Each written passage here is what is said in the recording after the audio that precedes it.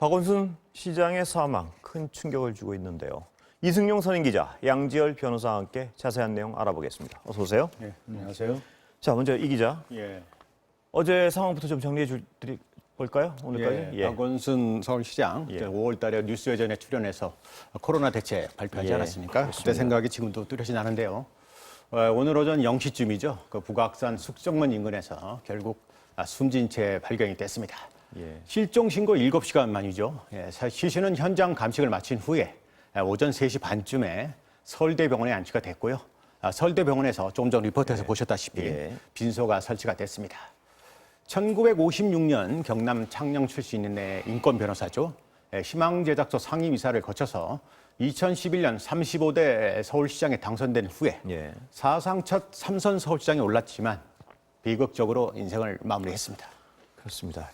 양 변호사님, 어제 그 딸이 신고를 할 때부터 약간 석연치 않은 좀 불안한 부분이 있었죠? 신고 내용이? 뭐 언론을 통해서 알려진 바로는 어떤 내용인지는 알 수가 없습니다만은 유언과 같은 말씀을 남기고 그렇게 나갔다라고 했고 오전에 이제 그 10시 한 44분경에 집을 나가셨는데 그때 이후에 실종 신고는 5시 정도니까 이제 상황 파악을 가족들이 좀 하느라고 실종 신고 자체는 좀 늦게 이루어졌던 것으로 보입니다. 자, 이 기자. 박 시장이 휴대폰 기지국 신호가요. 마지막으로 잡힌 데가 어디였죠? 그 핀란드 대사관 근처 북악산 자락에서 발견이 됐다고 합니다. 보통 실종되면 마지막 스마트폰 그 사용치를 찾는데요. 이를 토대로 한 770명의 인력이 투입됐고요. 열 감지기가 달린 드론도 6대가 투입됐다고 하네요. 수색 견 9마리를 투입해서 이때 수색에 나섰는데 결국 7시간에 이어진 수색 끝에 북악산 그 숙정문 인근에서 발견이 됐습니다. 수색견이 먼저 발견됐다고 합니다.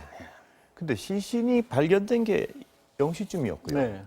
이동을 시작한 게 3시쯤이란 말입니다. 왜 이렇게 오래 걸렸나요? 일단 이 밤 늦은 시간, 새벽 시간대에 발견이 됐고 주변에 뭐 CCTV라든가 다른 어떤 뭐 인적이 드문 곳에 있었기 때문에 수습이 지금 여름철에 많이 우거졌지 않습니까? 그래서 주변에 혹시 모를 유류품이 될 수도 있고 만약의 경우에 어떤 뭐 범죄의 흔적 같은 것이 있을 가능성도 배제할 수 없기 때문에 경찰로서는 그 부분을 확인하는데 시간이 좀 오래 걸렸던 걸로 보입니다.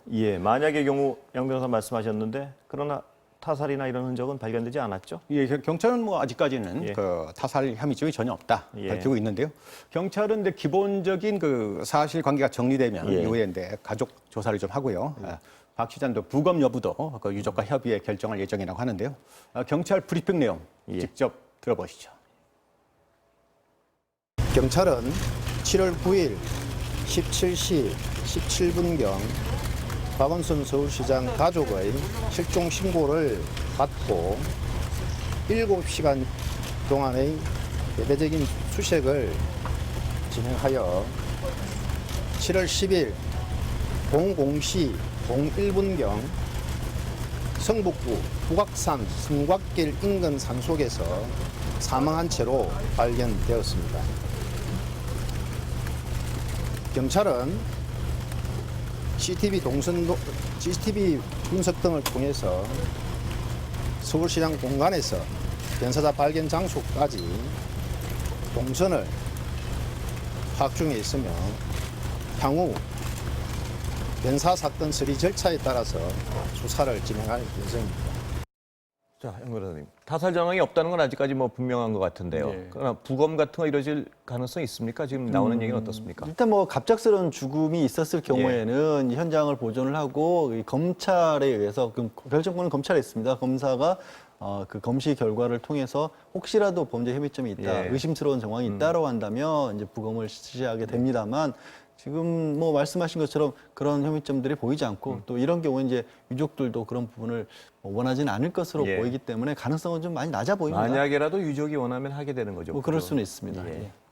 그러면 다시 어제로 좀 돌아가 보겠습니다. 박 시장 어제 일정 좀 어떻습니까? 좀 일단 그제까지는 많은 일정을 소화했습니다. 그 서울판 그린 뉴딜 정책 발표도 있었죠. 근데 어제 오전 10시 반쯤에 갑자기 서울시 기자단에 공식 일정을 모두 취소한다. 이유는 좀 몸이 좋지 않다. 이런 문자가 왔고요. 국가균형발전위원회 위원장과의 면담도 잡혀 있었지만 취소했습니다. 정세균 국무총리와 오찬을 하기로 했었는데 전화를 걸어 취소했다는 얘기도 있습니다. 오늘 몸이 아파서 같이 점심 먹기가 너무 어렵다 말했다고 하는 얘기가 있습니다.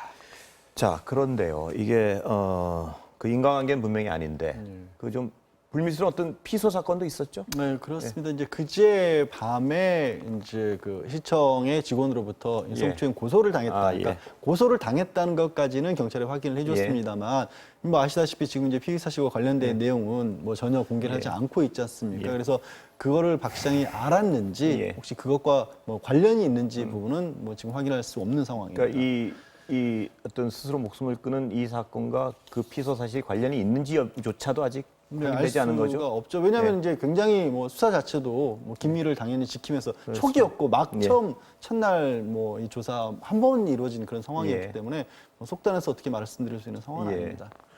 어제 이 기자, 박 시장 나갈 때 모습이 CCTV에 잡혔죠? 그렇습니다. 그 박 시장이 이제 오전 10시 44분쯤에 그 CCTV에 앞을 지나가는 모습이 오전 10시 44분. 오전 10시 44분. 지금 화면에 나오고 있는 저 모습인데요. 지금 화면에 보면 이제 모자와 등산복을 입은 저 박 시장이 그 고개를 숙이고 지나가는 모습이 지금 보이고 있습니다.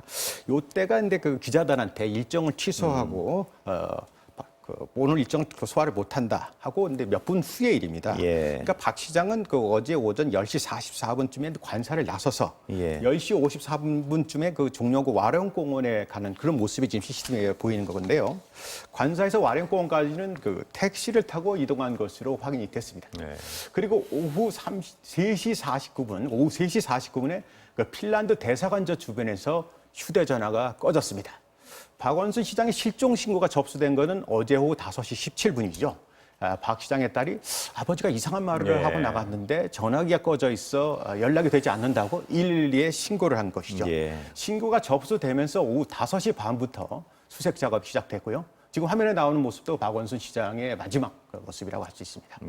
수색 작업이 시작되자 경찰과 소방 당국이 처음에는 그 박원순 시장의 마지막 핸드폰이 추적이 됐던 핀란드 대사관저 주변을 수색을 하다가 이후에 종로구 와룡공원 그리고 북악 팔각정 등 박 시장의 이동 경로를 추적하면서 수색을 이어갔습니다. 고개를 약간 숙이고 걸어가는 모습이 눈에 띄는데요. 유서가 발견됐죠? 어떤 내용이었습니까? 네, 조금 전 그 서울대병원 장례식장에서 그 만년필로 쓴 그 자필 유서가 공개가 됐습니다. 박원순 서울시장인데 유서를 통해서 모든 분에게 죄송하다 이런 말을 남겼는데요. 특히 고통받게 주지 못한 가족에게 내내 미안하다. 모두 안녕. 이런 말을 남겼고요. 화장해서 부모님 산소에 뿌려달라. 이런 내용을 썼습니다. 이 원장은 공간 서재, 그 책상 위에서 발견이 됐습니다. 자, 양 변호사님. 박원순 시장 최초의 삼선 시장이고요. 최장수 여사상 서울시장이었습니다. 좀 양력 잠깐 좀 정리해 주실까요? 뭐 박 시장이 처음에는 사실 법조인으로서 검사로서 이 일을 시작을 했고요. 이제 검사 생활에 맞지 않아서 인권 변호사로 주로 활동을 했죠. 사회적으로 논란이 됐던 사건들을 많이 하면서 어느 정도 명성을 얻었고 그 후에 이제 시민 활동에 뛰어들어서 참여연대라든가 아름다운 재단을 만들었고요. 조금 갑작스럽게 어찌 보면 대중들에게는 정치인으로서 전혀 알려지지 않았다가 그쪽 분야를 잘 모르는 분들에게는 2011년도에 이제 그 야권 단일 후보로 통합이 되면서 말씀하신 것처럼 민선 최초로 삼선 시장의 어떤 기록을 올렸죠. 제가 확인한 건 아닙니다만 오늘 제가 신문 기사로는 검사 시절에 그 사형 집행 장면을 못 보겠다며 검사를 그만뒀다는 보도를 제가 봤습니다만. 그렇게 뭐 기록으로 나왔고 본인도 그렇게 말씀을 하셨던 걸로 기억을 하고요. 그런 부분이 이제 인권 활동으로 뛰어들게 된 계기가 됐다고 그렇게 알려지고 있습니다. 자, 그러면 행정 공백이 있었으면 안 될 텐데요. 그 서울시 서정엽 행정 일부 시장의 권한 대행의 향후 계획 발표 한번 들어보다시 갈까요? 준비되어 있습니까, 혹시? 서울시정은 안전과 복지를 최우선으로 하는 박원순 시장의 시정 철학에 따라 중단 없이 굳건히 계속되어야 합니다. 오늘부로 제가 시장 권한 대행을 맡게 되었습니다. 부시양당과 실국 본부장을 중심으로 모든 서울시 공무원들이 하나가 되어 시정 업무를 차질 없이 챙겨나가겠습니다. 특히 코로나19 상황이 시시각각 엄중합니다.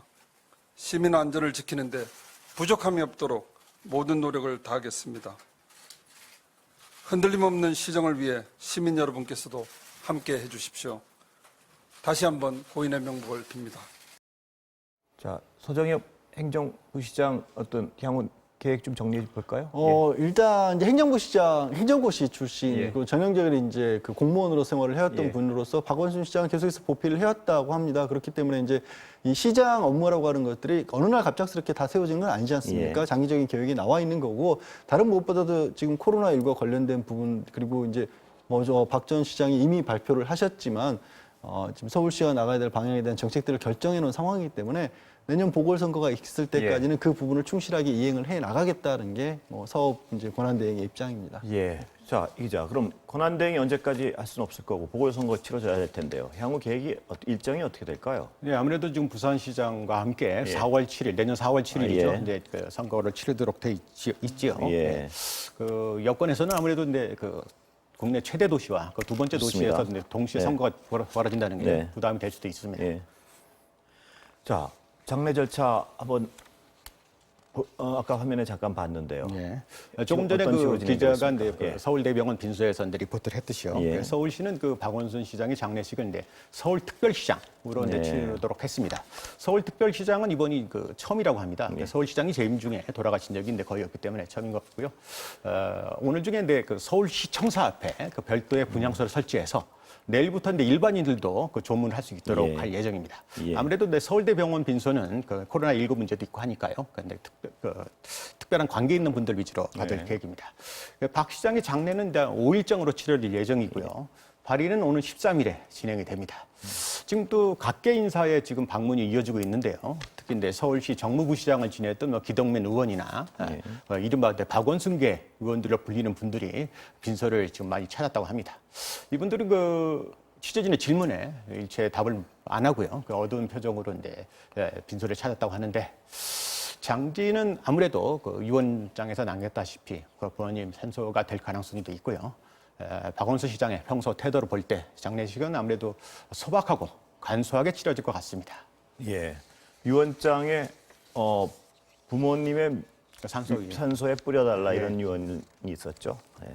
자, 아까 잠시 이 기자 얘기했지만 보궐선거 일정 한번 다시 정리하고 시간은 거의 다 된 것 같습니다. 네, 보궐선거를 왜 이제 그 전에는 이제 권리가 있게 될 경우에 바로 시간을 정해서 선거를 치렀습니다만은 최근에는 그게 이제 뭐 국민적인 그 노력이 많이 들어가는 거기 때문에 예산 문제도 있고 그렇기 때문에 1년에 한 번만 치르는 것으로 정해져 있습니다. 그래서 같이 치르게 되는 겁니다. 예, 오늘 말씀 감사합니다. 수고하셨습니다. 고맙습니다.